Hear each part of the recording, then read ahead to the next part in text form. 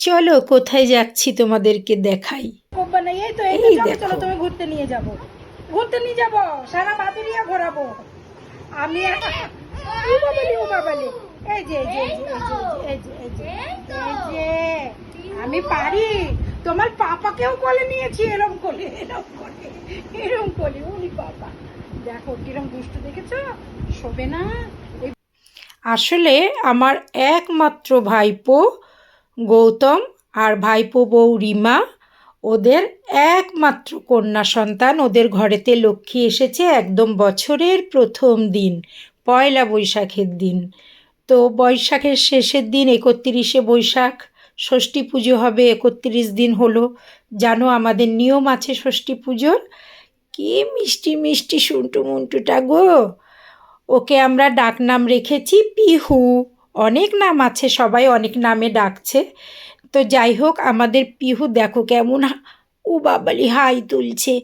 ইস, পায়ের তলা দুটো দেখেছো কি টুকটুক করছে লাল। পিহু কিন্তু খুব ফর্সা হয়েছে, আর তেমনি হাত পার গঠনগুলো বেশ লম্বা লম্বা। ওর মা ফর্সা, বাবা ফর্সা, আমার বাপের বাড়ির সবাই ফর্সা। আর এই যে ষষ্ঠী পুজোর সরা, এটা তো সুখে থাকো মেয়েকে নিয়ে। আঁচল পেতেই নিতে হয় ষষ্ঠী পুজোর সরা প্রসাদটা, বুঝেছো? সন্তানের মায়েরা সন্তানের মায়েদেরকে এগুলো দেয়। যেখানে পুজোটা হয়েছে, যার জন্য আজকে আসা, 31 দিনে আমাদের পিহুর জন্য মা ষষ্ঠী পুজোর আয়োজন করা হয়েছিল। এই যে সেই পুজোর জায়গাটা, মা ষষ্ঠীর মুখটা তোমাদের সকলকে একটু দেখিয়ে দেবো। মা ষষ্ঠী তো কৃপা করবেন, অনেক আশীর্বাদ দেবেন আমাদের পিহুকে। সকল মায়েরাই যেন তাদের সন্তানকে নিয়ে ভালো থাকেন, সকল সন্তানেরা সুস্থ থাকুক, এটাই তো মা ষষ্ঠীর কাছে কামনা।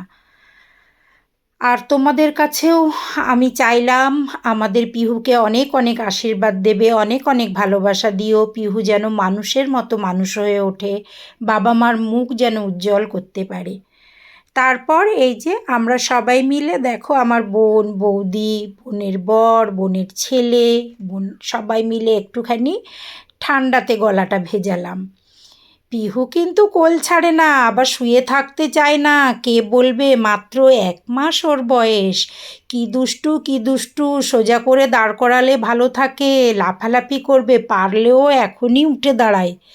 এখনকার বেবিগুলো যা দুষ্টু, বাপরে বাপ!